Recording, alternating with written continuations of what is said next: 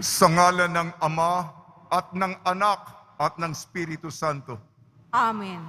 ang pagpapala ng ating Panginoong Hesukristo, ang pag-ibig ng Diyos Ama, at ang pakikipagkaisa ng Espiritu Santo naway suma inyong lahat. At sumaiyo rin.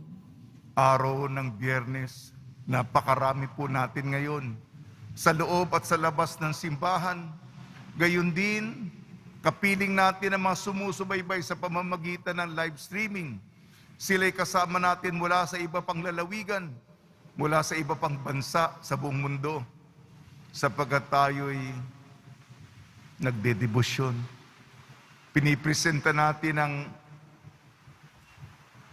kahilingan ng ating kalooban sa Kanya. Nagmamakaawa tayo.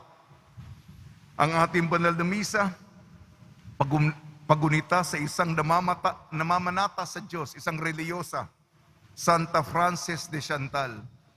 At nagsisimula din tayo ng Triduo para kay San Roque, kapistahan, 16 ng Agosto, bilang pagtanaw ng utang na loob sa pagtulong niya ngayong panahon ng pandemya. Mga kapatid, aminin po natin ating makasalanan upang tayo maging marapat gumanap sa banal na pagdiriwang. Inaamin ko Sa makapangyarihang Diyos at sa inyo mga kapatid, na lubha akong nagkasala sa isip, sa salita at sa gawa at sa aking pagkukulang. Kaya isinasamo ko sa mahal na Birheng Maria, sa lahat ng mga anghel at mga banal, at sa inyo mga kapatid, na ako'y ipanalangin sa Panginoong ating Diyos. Kaawan tayo ng makapangyarihang Diyos. Patawarin tayo sa ating makasalanan at patnubayan tayo sa buhay na walang hanggan. Amen. Panginoon, kaawaan mo kami. Panginoon, kaawaan mo kami. Kristo, kaawaan mo kami. Kristo, kaawaan mo kami. Panginoon, kaawaan mo kami. Panginoon, kaawaan mo kami. Manalangin tayo. Ama naming makapangyarihan, ipagkalo mong matularan namin ang pagkauliran ni Santa Francesca de Chantal na nagpunyaging makatulad ng dukha at mapagkumbabang Mesiyas. Upang sa pagtahak naming matapat sa iyong pagtawag, marating namin ang hantungang inaalok ng iyong anak na namamagitan kasama ng Espiritu Santo magpasawalang hanggan. Amen. Magsiupo muna po ang lahat. Pagbasa mula sa aklat ni Propeta Ezekiel. Sinabi sa akin ng Panginoon, Tao, ipamukha mo sa Jerusalem ang kanyang kasuklam-suklam na gawain. Sabihin mong ipinasasabi ng Panginoon sa kanya ng Diyos, Ikaw ay mula sa Kanaan, Amoreo ang iyong ama, at Heteya ang iyong ina. Nang ikaw ay isilang, hindi ka pinutulan ng pusod, ni pinaliguan, ni kinuskos ng asin, ni binalot ng lampin. Walang nag-ukol ng panahon upang gawin sa iyo ang isa man sa mga bagay na dapat gawin. Wala man lamang naawa sa iyo. Basta ka na lamang inilapag sa lupa nang ikaw ay isilang. Nadaanan kitang kakawag-kawag sa sarili mong dugo. Sinabi ko sa iyo noon na mabubuhay ka at lalaking tulad ng mga halaman sa parang. Lumaki ka nga at naging dalaga. Maganda ang iyong dibdib. Mahaba ang iyong buhok. Ngunit ikaw ay hubad. Nang madaanan kita uli, nakita kong ikaw ay ganap ng dalaga. At ibinalabal ko sa iyo ang aking kasuotan upang matakpan ang iyong kahubaran. Nangako ako sa iyo ng buong katapatan. Nakipagtipan ako sa iyo at ikaw ay naging akin. Pinaliguan kita, nilinis ko ang dugo mo sa katawan at pinahiran kita ng langis. Dinamtan kita ng may magagandang burda at sinuotan ng sandalyas na balat. Binalot kita ng pinong lino at damit na seda. Sinuotan kita ng porselas sa magkabilang braso at binigyan ng kwintas. Binigyan din kita ng hikaw sa ilong at tainga. Pinutungan kita ng isang magandang korona. Nagayakan ka ng alahas na pilak at ginto. Ang kasuotan mo'y pinong lino, piling seda, at telang nabuburdahan ng maganda. Ang pagkain mo'y yari sa pinakamainam na harina. Pulot pukyutan at langis ang iyong inumin. Lumaki kang walang kasing ganda at nalagay sa katayuan ng isang reyna. Natanyag sa lahat ng bansa ang iyong kagandahan, pagkat lalo itong pinatingkad ng mga palamuting iginayak ko sa iyo. Ngunit naging palalo ka dahil sa iyong kagandahan. Ano pat nabuyo ka sa pagiging patutot at ang sarili mo'y ipinaangkin sa lahat ng makita mo. Gayunman, hindi ko na rin kalilimutan ang ginawa kong tipan sa iyo nang ikaw ay bata pa. Ngayon ay gagawa ako ng tipan para sa atin. Hindi ito masisira kailanman. Sa sandaling ipatawad ko ang lahat mong kasalanan, matitikom ang bibig mo dahil sa laki ng kahihiyan.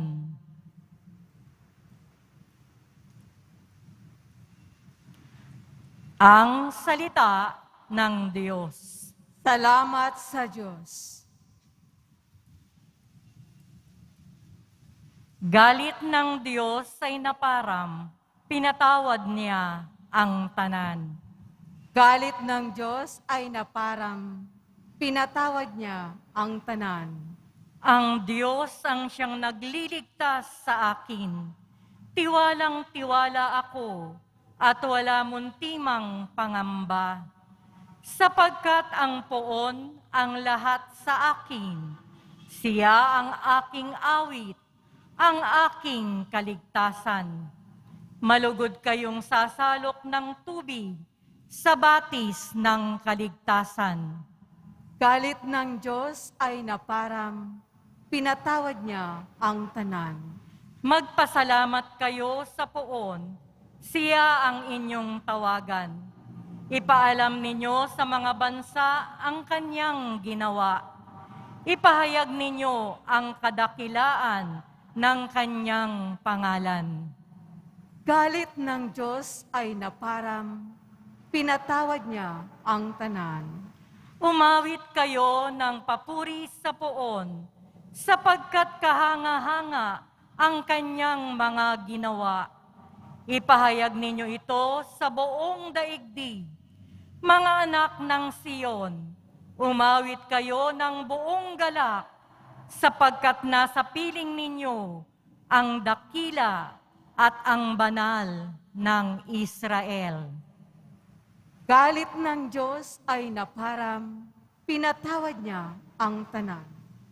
Magsitayo na po ang lahat.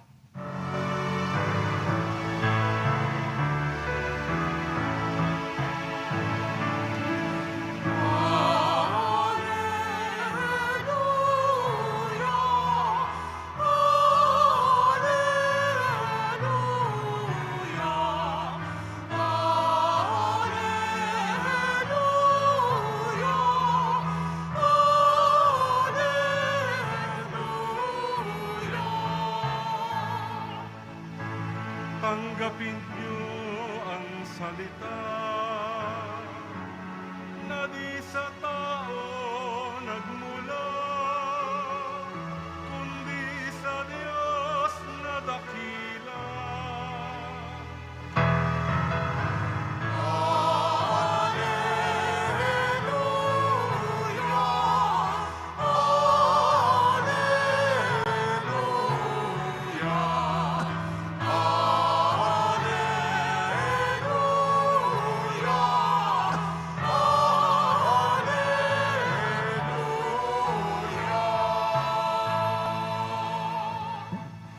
Sumainyo ang Panginoon. At sumaiyo rin. Ang mabuting balita ng Panginoon ayon kay San Mateo. Papuri sa iyo, Panginoon. Noong panong yun, may mga pariseyong lumapit kay Jesus at tinangkang siluin siya sa pamamagitan ng tanong na ito. Naayon ba sa kautusan na hiwalayan ng lalaki ang kanyang asawa sa kahit anong kadahilanan? Sumagot si Jesus, hindi ba ninyo nababasa sa kasulatan na sa pasimulay, nilalang sila ng may kapal, lalaki at babae? At sinabi dahil dito, iiwan ng lalaki ang kanya't ama't ina at magsasama sila ng kanyang asawa at sila'y magiging isa. Kaya't hindi na sila dalawa, kung hindi isa. Ang pinagsama ng Diyos ay huwag paghiwalayin ng tao.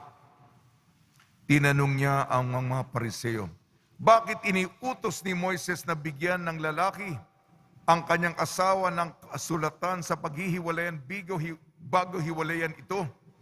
Sumagot si Jesus, dahil sa katigasan ng inyong ulo, kaya ipinahintulot ni Moises na hiwalayan ninyo ang inyong asawa. Subalit hindi gayon sa pasimula. Kaya't sinasabi ko sa inyo, sino mang lalaking humiwalay sa kanyang asawa sa anumang kadahilanan liban sa pakikiapid at mag-asawa sa iba ay nangangalunya. At ang mag-asawa ng babaeng hiniwalayan ay nangangalunya din. Sinabi ng mga alagad, kung ganyan po ang kalagayan ng lalaki sa kanyang asawa, mabuti pang wag nang mag-asawa. Sumagot si Jesus, hindi lahat ay makatatanggap ng simulaing yan, kundi yaon lamang pinagkalooban ng Diyos. Sapagkat may iba't ibang dahilan kung bakit ang mga lalaking hindi makapag-asawa. Ang ilan dahil sa kanilang katutubong kalagayan. Ang iba dahil sa kagagawa ng ibang tao ay nagkagayon sila. Mayroon namang hindi nag-aasawa alang-alang sa ikauunlad ng paghahari ng Diyos. Ang makatanggap ng simulaing ito ay tumanggap nito. Ang mabuting balita ng Panginoon. Pinupuri ka namin, Panginoong Hesukristo. Magsiupo muna po tayong lahat. Ngayong Biyernes na mahalaga para sa ating komunidad dito sa Quiapo, binabati po namin kayo sa pagpapala, pagbibindisyon, pagbibiyaya, pagkakaloob ng napakaraming grasya mula sa ating napakabait na Nuestro Padre Jesus Nazareno. Patuloy po tayong nagmamakaawa. Patuloy po tayong itinataas ang mga pinagdaraanan natin sa buhay. Ang mga pasanin natin, mahirap po ang buhay natin, sa Kanya tayo umaasa. Ang aral sa atin, hindi po bago ito. Paalala lamang. Tayo po'y may kaugnayan sa Kanya. Ang koneksyon natin sa Kanya tumibay. Ito'y pananampalataya. Nawa ito'y malalim, matibay, solido. Meron tayong pakikipagtipan sa Kanya. Tipan, ibig sabihin tipan, nasa lingwahe ng pagmamahal. Ngunit pinili natin itong putulin. Sa ating unang pagbasa propeta Ezekiel, paano mahambing ang Israel, ang tao? Nakita tayo ng Diyos. Sanggol na babae. Nung nakita, nabalibag lamang sa tabi. Naitapon. Walang nangangalaga. Wala man lang sapin, lampin sa katawan. Ginawa ng Diyos ay inampon, inalagaan, binihisan, mga magagandang damit, isang kalagayan na lalaki ng ayon sa maayos na buhay, ibinigay lahat ng may bibigay upang ang kanyang buhay ay mas gumanda. Maganda nga, lumaki itong babaeng sanggol na dalaga, mahaba ang buhok. May mga alahas siya na nakakaakit. Ngunit, ano ang ginawa ng dalagang ito? Nagpa-alindog. At naging isang babaeng ika nga, mababa ang lipad. Ang buhay naging kahiya-hiya. Lahat ng pagmamalasakit ng Diyos ay inaksaya. Ngunit ang Diyos, nasaktan. Pinaluha ang Diyos. Ang sabi niya, ibabalik ko ang ating tipan, magbalik loob ka lang. Yung mga ibang lalaki sa inyo, tatanggapin niyo ba yung ganang klaseng babae? Siguro ay, kung ako magdadalawang isip ako. Kung ako. Pero buti naman, napakabait ng Diyos. Kahiya-hiya ang buhay. Ang Diyos, ang Panginoon, siya pang susuyo, siya pang lalapit. Tatanggapin kita. Ibabalik ko ang ating tipan. Magbalik loob ka lang. Aral po na tumanaw naman tayo ng utang na loob at isang wastong pamumuhay. Sa ating ebanghelyo naman, ganun din. Ebanghelyo ayon kay Mateo. May buhay ng pag-aasawa. No nagliligawan, nagsusuyuhan, nagkakantahan, nagliligawan. Napakaganda, napakatamis. Noon, bakit ngayon? Hiwalayan na. Ayoko na pong, sapagat napakarami po ang naghiwalay ngayon. Huwag na kayong tumingin sa kaliwat kanan ninyo. Yung tipan, yung kasunduan, yung pangako na sagrado sa harap ng Diyos ay binaliwala at gustong hiwalayan. Sabi ng mga Pariseo kay Jesus noon, bakit merong sulat ng kahiwalay si Moises? Hindi ganyan sa simula. At sinabi pa, dahil sa katigasan ng inyong ulo, sapagkat ang plano ng Diyos, pagmamahalan, pagpapatibay ng pamilya, pagiging tapat sa isa't isa. Kung ano ang pinagsama ng Diyos, huwag paghiwalayin, sirain, buwagin ng tao. Ngunit ganon ang ating ginawa. Ibinagsak ang kasunduan.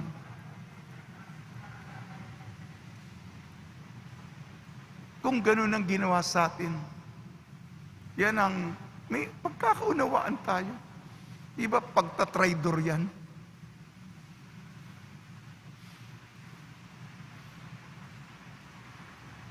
Ewan ko lang ba, ako'y tao, baka iba tayong mga ugali natin. Naging tapat ako sa iyo. Naging mabait ako sa iyo. Naging magalang ako sa iyo. Ginawa ang lahat. Pero hindi sinuklian o pinalitan o ginantihan ng kabutihan. Kung hindi, yun, pag-aabandona at iba pa. Yan po ang tawag sa atin. Huwag naman natin saktan ang damdamin ng kaibigan, ng pamilya, ng Diyos. Maging magpakatao tayo. Minsan pa nga yung matataas na rangko, matataas ang posisyon, mga makapangyarihan, pinakapundasyon nito ang kaugnayan natin sa isa't isa. Pasensya po, walang ngumingiti sa inyo. Ito po yung ating ebanghelyo. Ipagdasal natin ang isa't isa. Alam niyo po ang Diyos, kahit na ba tayo pinili natin ang sarili natin, natukso tayo, pumili tayo na mas bata, mas maganda, iniwan natin iba, mapagbigay pa rin ng Diyos. Ngunit alalahanin natin ang mga taong nasaktan natin, yung pagbubuo ng pamilya. Ako po, bumubuo ng komunidad. Kayo po, pinagkalooban ng responsibilidad na bumuo ng inyong pamilya. Dinidiligan po natin yan. Mahirap po yan. Kailangan mabait ka, pasensyoso, at alam mo, sa isang ginawa, madaling mabuwag, matumba, masayang ang lahat. Kaya pakaingat-ingat tayo. Sige na po. Sige na po. Mahirap po talaga itong turo na ito.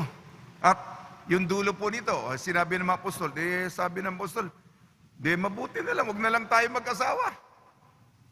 Ay, napunta naman sa, ito naman, kasi pari ako. Mahirap din. Sabi naman, mahirap din maging yung hindi mag-asawa, yung kaya na hindi mag-asawa alang-alang sa Panginoon. Sapagkat yung mga pari, yung mga reliyoso, natutokso din ng mundo. Alam niyo yan. Alam ko yan. Kung sino ang ganun din.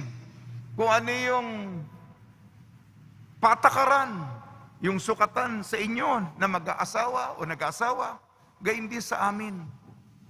Katapatan. Kaya nagtutulungan po tayo. Kaya araw-araw magdasal. Araw-araw kayo magsimba, ako magmisa. Araw-araw tayo magrosaryo. Bakit? Para sa kapakanan ng mga mahal sa buhay. Sa tulong ni Maria, nasa ikapitong pagnonobinaryo po tayo ng Nuestra Señora de la Buena Hora ni San Jose, ni San Roque. Bukas pala ang simula ng ating triduo. San Roque, salamat po. Nabuhay pa kami at tinulong ka sa panahon ng pandemya. Tayo po'y maging tapat. Tayo po'y sumunod sa kasunduan. Tayo po'y iingatan natin ang tipan na ginawa natin kasama ang Nuestro Padre Jesus Nazareno. Amen.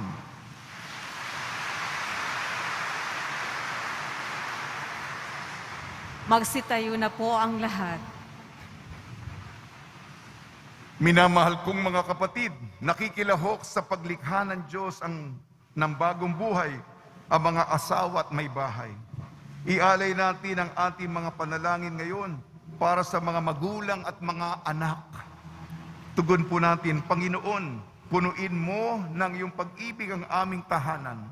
Panginoon, punuin mo ng iyong pag-ibig ang aming mga tahanan. Ang simbahan, naway tunay na maituro sa kanyang mga miyembro ang totoong dangal ng kasal at tulungan ang mga mag-asawa na manatiling magkasama sa banal nilang buhay may asawa. Manalangin tayo. Panginoon, punuin mo ng iyong pag-ibig ang aming mga tahanan. Ang mga pinuno ng gobyerno at mga mambabatas, naway magpatupad ng mga batas at tuntunin nagtatatag ng tahanan at hindi sumisira nito. Manalangin tayo. Panginoon, punuin mo ng iyong pag-ibig ang aming mga tahanan. Ang mga dumaranas sa mga pagsubok sa kanilang buhay may asawa, naway makatanggap ng biyaya na makapagsumikap isabuhay ang kanilang mga pangako. Manalangin tayo. Panginoon, punuin mo ng iyong pag-ibig ang aming mga tahanan. Ang mga pamilyang nasira dahil sa diborsyo at paghiwalay, naway makatagpo ng suporta at pangunawa sa kanilang kapwa-tao, sa kanilang komunidad. Manalangin tayo. Panginoon, punuin mo ng iyong pag-ibig ang aming mga tahanan.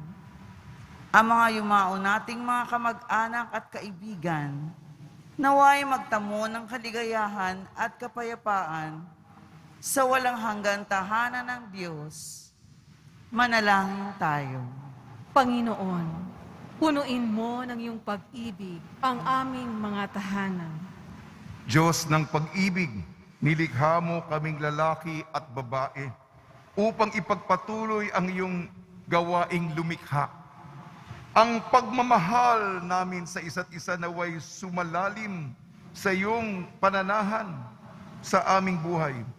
Hiniling namin sa pamamagitan ni Kristong aming Panginoon. Amen. Magsiupo muna po ang lahat.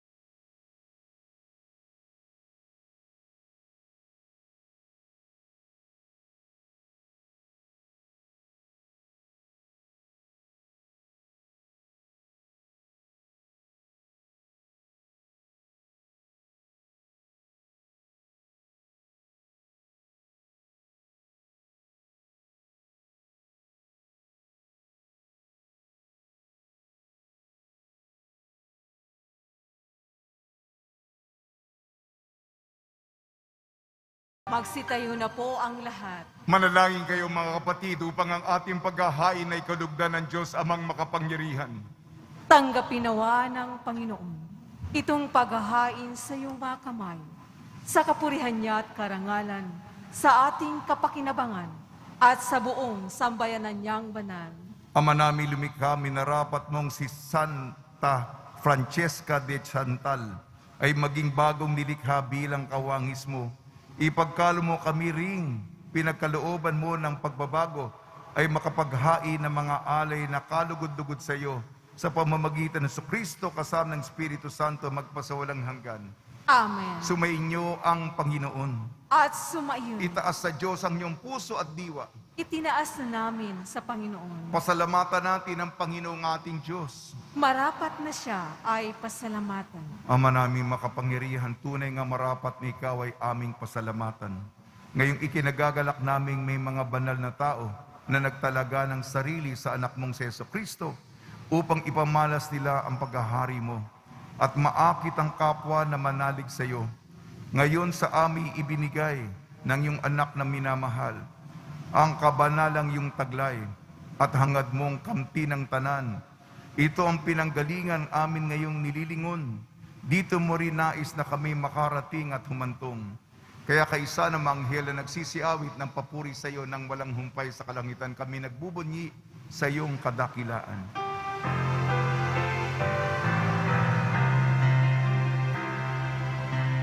Santo, Santo, Santo, Panginoong Diyos ng mga hukbo, napupuno ang langit at lupa ng kadakilaan mo. Hosana sa kaitaasan, pinagpalang na maririto sa ngalan ng Panginoon. Hosana sa kaitaasan. Magsiluhod po ang lahat. Ama naming banal, ikaw ang bukal ng tanang kabanalan. Kaya sa pamamagitan ng Espiritu, gawin mong banal ang mga kaloob na ito upang para sa amin maging katawan at dugo ng aming Panginoong Hesukristo.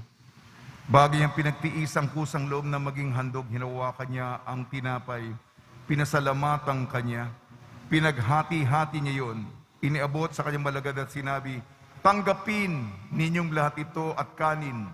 Ito ang aking katawan na ihahandog para sa inyo.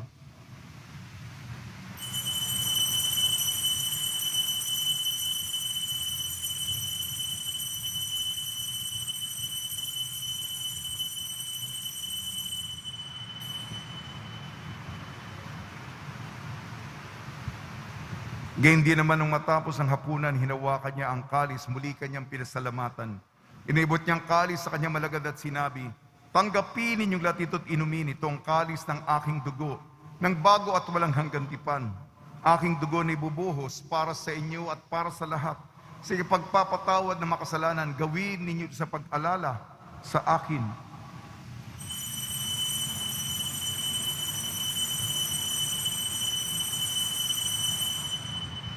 Magsitayo na po ang lahat. Ipagbunyi natin ang misteryo ng pananampalataya. Si Kristo'y namatay. Si Kristo'y nabuhay. Si Kristo'y babalik sa wakas ng panahon. Ama, ginagawa namin ngayon ang pag-alala sa pagkamatay at muling pagkabuhay ng iyong anak. Kaya't inialay namin sa iyong tinapay na nagbibigay buhay at ang kalis na nagkakaloob ng kaligtasan. Kami nagpapasalamat dahil kami minarapat na tumayo sa harap mo para maglingkod sa iyo. Isinasamo namin kami magsasalo-salo sa katawan at dugo ni Kristo ay mabuklod sa pagkakaisa sa pamamagitan ng Espiritu Santo. Ama, lingapin mo yung simbahang laganap sa buong daigdig. Puspusin mo kami sa pag-ibig kaysa ni Francisco na aming Papa at ni Jose na aming Obispo at ng Tanang Kaparian. Alalahanin mo rin ang mga kapatid namin na himlay, na may pag-asang sila'y muling mabubuhay. Gayon din ang lahat ng mga pumanaw, kaawan mo sila at patuloyin sa iyong kaliwanagan.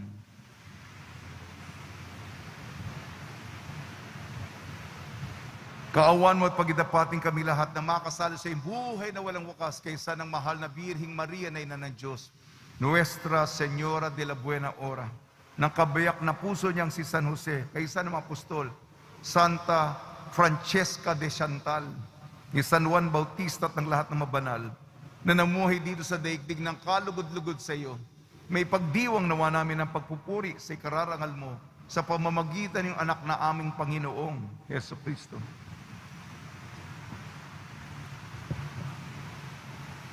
Sa pamamagitan ni Kristo, kasama niya at sa Kanya ang lahat ng parangal at papuri ay sa iyo. Diyos amang makapangyarihan, kasama ng Espiritu Santo, magpasawalang hanggan.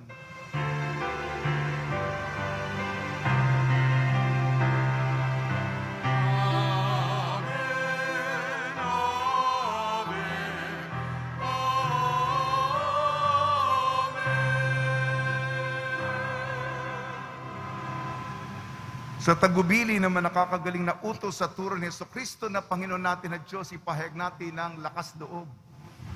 Ama namin, sumasalangit ka. Sambahin ang ngalan mo. Mapasa amin ang kaharian mo. Sundin ang loob mo dito sa lupa para nang sa langit. Bigyan mo kami ngayon ng aming kakanin sa araw-araw. At patawarin mo kami sa aming mga sala para ng pagpapatawad namin sa nagkakasala sa amin. At huwag mo kaming ipahintulot sa tukso, at iadya mo kami sa lahat ng masama. Hinihiling namin kami iadya sa lahat masama, pagkalooban ng kapayapaan, araw-araw iligtas sa kasalanan at ilayo sa lahat ng kapahamakan. Samantalang aming pinananabikan ang dakilang araw ng pagpapahayag ng tagapagligtas naming si Jesucristo. Sapagkat iyo ang kaharian, at ang kapangyarihan, at ang kapurihan, magpakailanman. Amen. Panginoon Jesucristo, sinabi mo sa mga apostol, kapayapaan na iniiwan ko sa inyo ang aking kapayapaan, ibinibigay ko sa inyo. Tungyan mo ang aming pananampalataya at huwag ang aming mga pagkakasala. At pagkalooban mo kami na kapayapaan at pagkakaisahin sa iyong kalooban, kasama ng Espiritu Santo, magpasawalang hanggan. Amen. Mga kapatid, mga kaibigan, sumainyo pong kapayapaan ng ating Panginoon. At sumaiyon. Magbigayan po tayo ng kapayapaan sa isa't isa.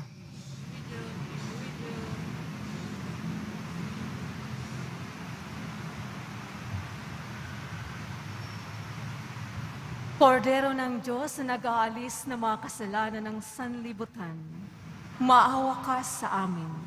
Kordero ng Diyos na nag-aalis ng mga kasalanan ng sanlibutan, maawa ka sa amin. Kordero ng Diyos na nag-aalis ng mga kasalanan ng sanlibutan, ipagkaloob mo sa amin ang kapayapaan. Magsiluhod po ang lahat. Ito ang kordero ng Diyos, ito nag-aalis ng kasalanan ng sanlibutan, mapalad ang inayayahan sa kanyang piging. Panginoon, hindi ako karapat-dapat na magpatuloy sa iyo. Ngunit sa isang salita mo lamang ay gagaling na ako.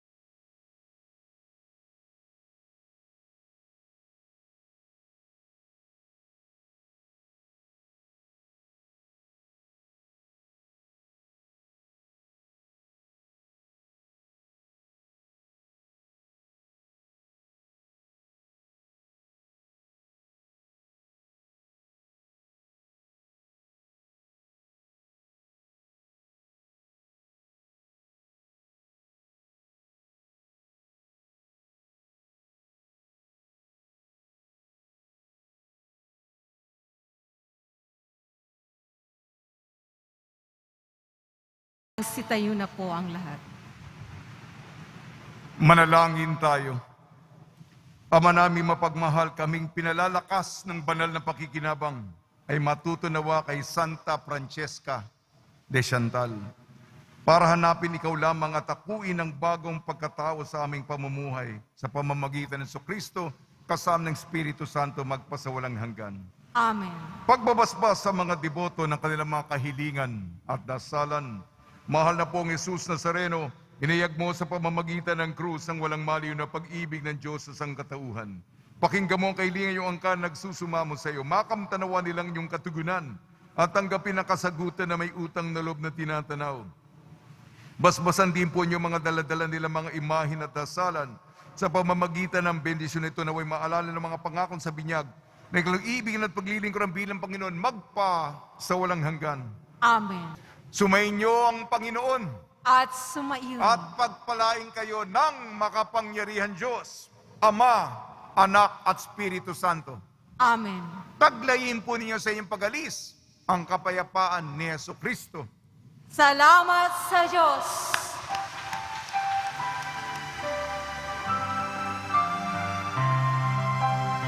Nuestro Padre Jesús Nazareno, sinasamba ka namin,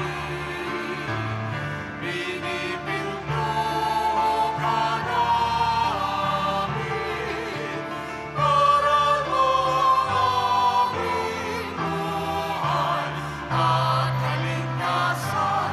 Nuestro Padre Jesus Nazareno, iligtas mo kami sa kasalanan. Ang krus mo pinamatayan ay sagisag na aming kaligtasan. Nuestro Padre Jesus Nazareno, dinarangan ka namin. Nuestro Padre Jesus Nazareno, inulalangin ka namin. Nuestro Padre Jesus Nazareno, dinarangan ka namin.